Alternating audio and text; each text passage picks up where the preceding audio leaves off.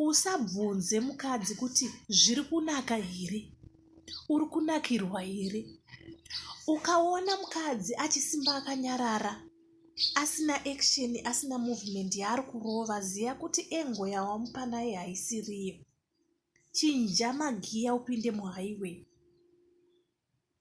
Vakadzi chaizvo chaizvo akabatwa panonaka anotaura kukutendai nemutupo kuti maita basa samaita.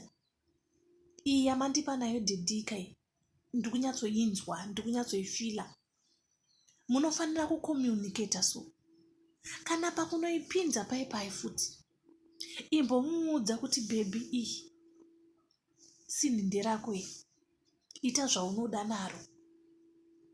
Ngaaitore iye ari kuziya pane buri rake, oinanganisa so. Chenyu chete imimi baba kuziya direction yamuchanotora nayo, kuti direction inogona kundibuditsira mapatya.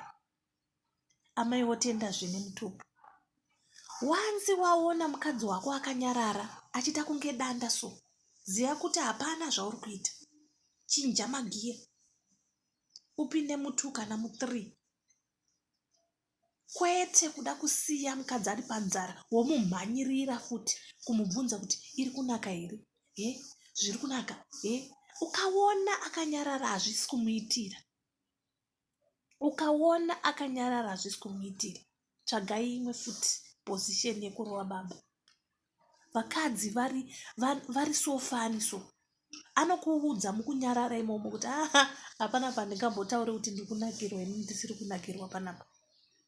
Saka zvese izvozvo munofanira kuzviudza kuti panyararwa bhoera, panyararwa hapana kumira musha apa, ibva watochinja.